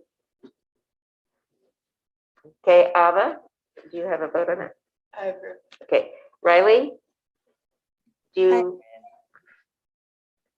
agree to that one? All right, the board, all those in favor of this tentative agreement and memorandum, say aye. Aye.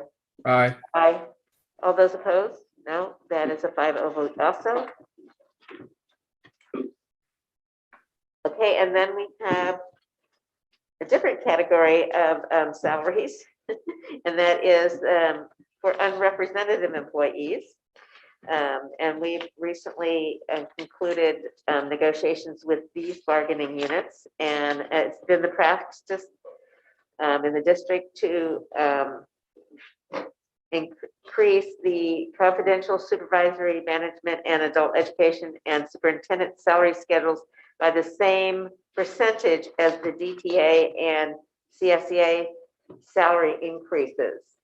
Do people understand what that means? That means that basically everybody in the district has approximately the exact same salary changes. Would someone like to make a motion about this? So I move that we approve for 17.5 approval of salary adjustments for unrepresented employees. Was there a second to that? Second. Okay, Sanjay and Fiona move and second that motion. Is there any further discussion from the board on this?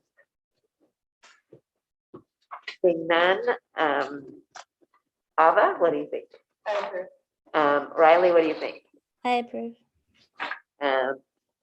Board, all those in favor say aye. Aye. Aye. All those opposed? Okay, that's a 5-0 on that one.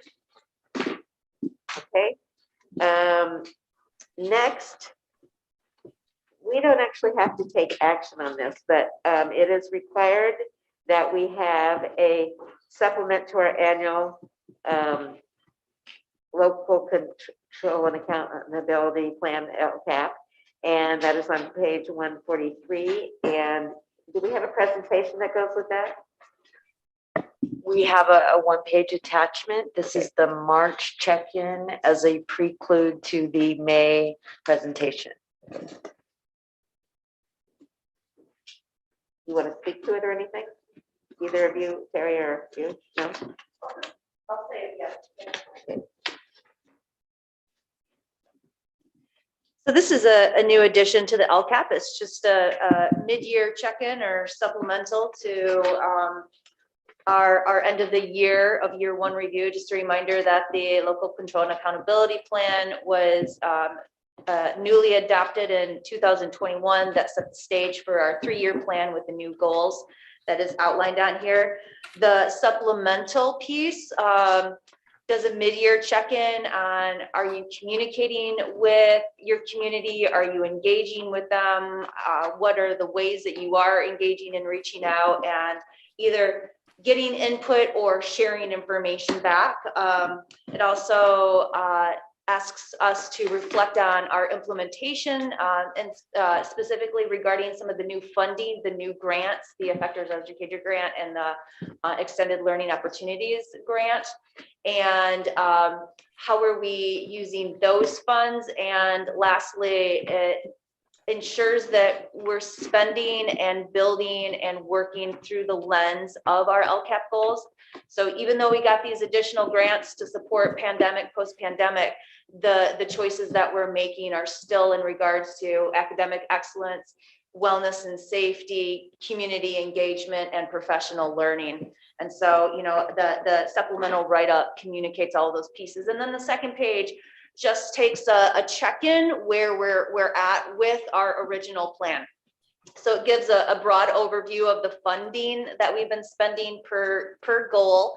Mid-year, I worked with Elvis Lopez, and we're still working on the funding. There's many staffing like at-risk counselor, therapists, et cetera, that are not yet put into the funding. So it's still a work in progress. And again, you know, this is just a mid-year. It'll be articulated at the end of this year as well. It also incorporates metrics. So the metrics that we used to track our goals that was inputted into the original plan. We were asked to just showcase some of the metrics at this point. You'll see in looking through the metrics, some of the goals or metrics that we're using, we're showing improvement. And some of them were showing areas that have been hit because of the pandemic. And both of those numbers are really important for us to know and understand. So we know where to turn some more focus to support.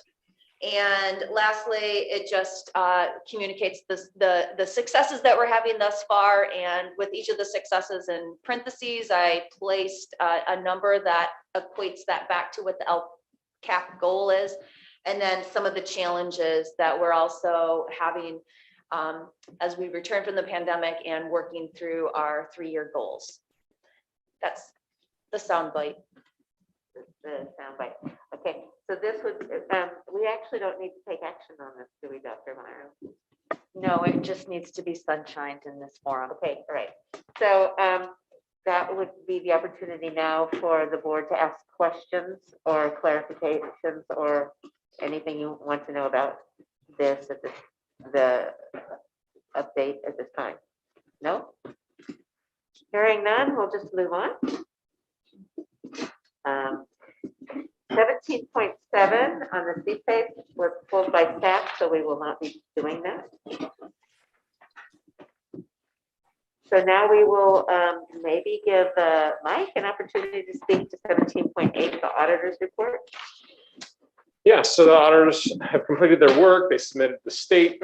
We submitted to the county office per all the regulations, and the audit has been prepared and shared with the district, and it's required to be presented and hopefully accepted by the board. There's no ability to change the audit. Obviously, that's the auditor's report, but it is a very positive report, another clean audit, which we were very ecstatic about, especially given all the remote work and do everything during the pandemic and transition in fiscal director positions. So it's a point of pride for that. But it does include the district's financials for the 2020, 2021 school year / fiscal year. And then of course, they also do all of our bond performance and financial audits as well. Is there any questions on the audit report? Fiona?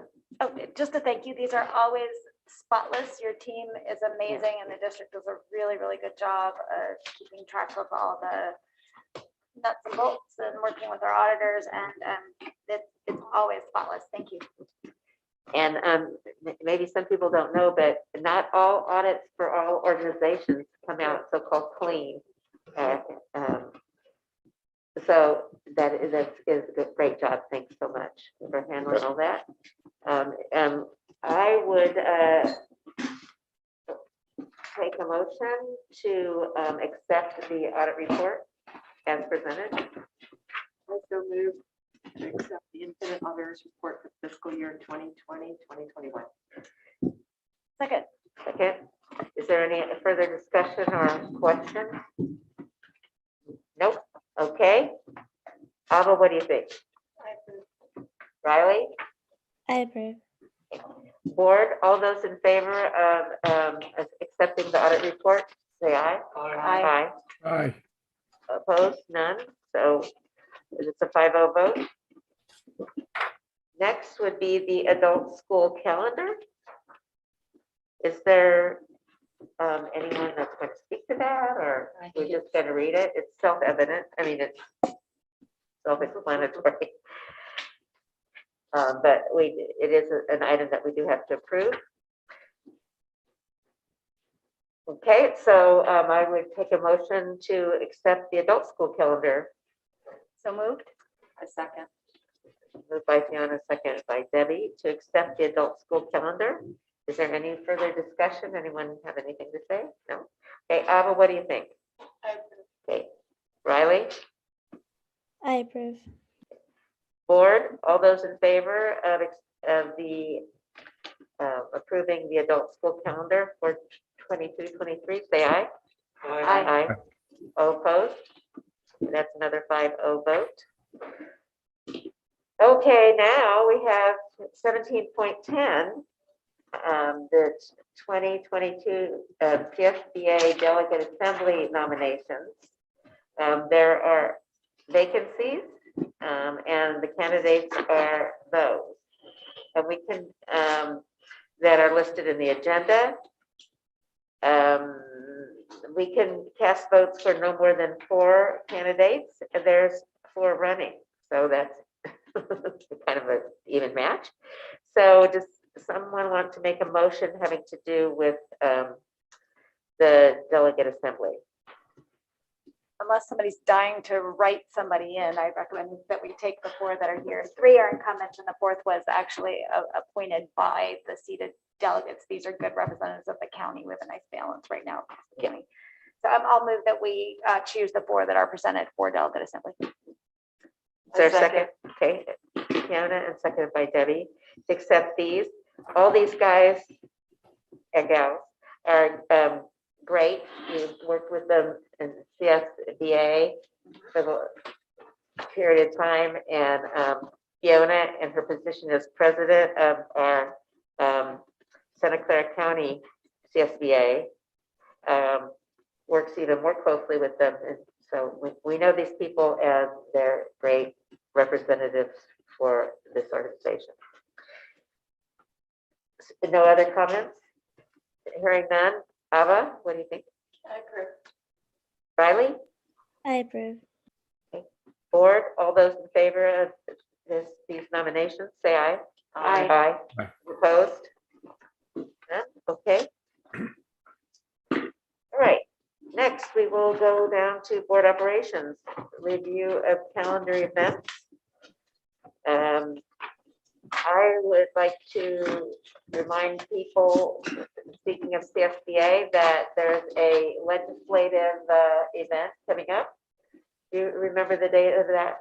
I have it handy. It's Saturday, February 26th from 9 to 12, and there's all kinds of panels and great speakers. Linda Darling Hammond is keynote, John Fensterwald is moderating. We should have gotten the sign up several times. I already signed by up, now. yeah. But that is a good event. People may not know, but our board, through CSBA, through our legislators, through our city governments, and following what they're doing in their agendas, our local groups, our county supervisors, even well, not even, also PTA and parent groups and so on. We follow all these groups, and we keep up with what's going on, and we advocate for our students and our schools in any kind of governance group and through some of these other organizations. And so, like a legislative event put on by our CSBA is a wealth of knowledge for us as we know what's going on and also advocate for our students. Is there any other events people like to mention? I just have a question. Are we having a board retreat on March 10th? Or you want me to save that for date, time, and place? I still plan to have one, yes, then. Okay, so it's at 5 o'clock on the 10th, on March 10th. Well, we haven't decided on the date. Oh, okay. I mean, we have decided on the date, but we haven't decided on the time. Okay, exactly. okay. I had a question mark. We were holding a couple dates. I just wasn't sure where it had landed. Yeah, I know some people preferred, excuse me, to have it on the weekend, but that's not going to work in that time frame. Okay, I'll wait to hear then. I'll watch Okay. for something to come out that confirms when it might be. Just a comment, our MVLA app is a great place to find daily events. So I'm finding myself now using it to find athletic events and choir and arts events. So just a place to look, and you can click on calendar and you'll find there's something going on every night. We'll be emailing around about the retreat in the next day or so. That's calendar events. Anybody else have anything else they want to bring up right now? Of course, anything that our student reps mentioned of upcoming things, plus we get the sports schedules and so on too. So there's a lot of things we could go to and do at all the different campuses. Communications correspondence, is there any to share? No. Board suggestions for future meetings. Yes. Okay, so coming up very soon, March 15th, when decisions have to be made on personnel. And in past years, the session where we review these recommendations has been rather rushed and compressed in most recent times with the pandemic. So this year, rather than doing this on March 7th, which is precariously close to the deadline, I propose that we have a closed session in the week of February 28th, devoted solely to this topic of retention, of who's being retained and who being let go on March 15th.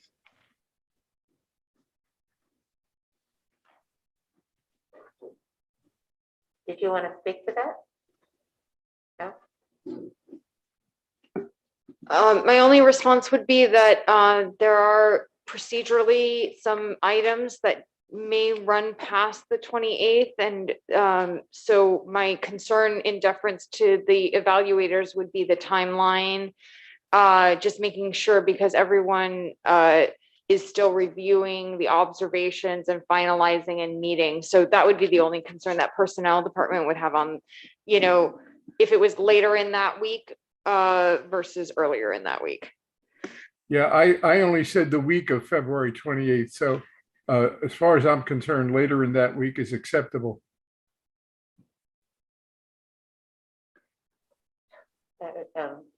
You're not in town. I'm at a superintendent's meeting on. Yeah. I have a medical, I'm not gonna be around yet.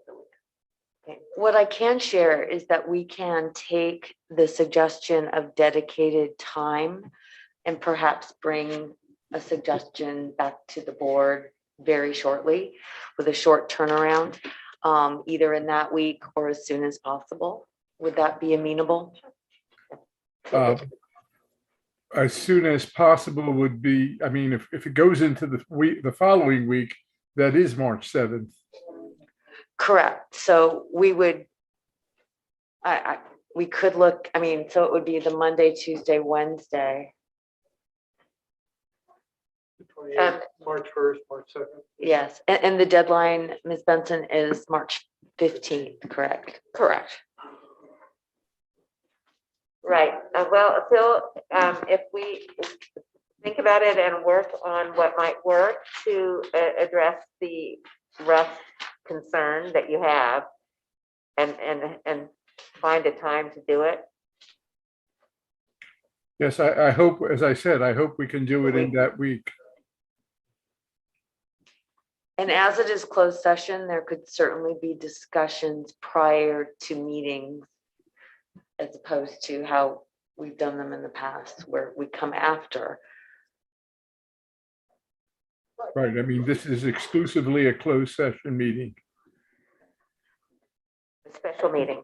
Yeah, I think at this point, could maybe an idea is to turn it over to Dr. Meyer and let Dr. Meyer and Layla put their heads together and figure out what our options Yeah, that's what I- might be and bring us back options as soon as possible. Phil, will that work? Sure. I mean, obviously, we have to do something like that because we can't decide tonight. So I think we should do that. Thank you for your suggestion. Any other suggestions or concerns people have? The date and the time of the next meeting, not counting if we have a special meeting, as Phil recommended, is March 7th here in the boardroom, and the rest of the board meetings for the calendar year are listed also in the expanded version of the agenda. So is there any other thing to say about the date and time? I hope not. Then we don't need to resume closed session. So I would entertain a motion to adjourn. Sanjay moves and I second. Debbie seconds a motion to adjourn. Alva, what do you think? Riley? I approve. Board, all in favor, say aye. Aye. Aye. Aye. We adjourned at 9:06.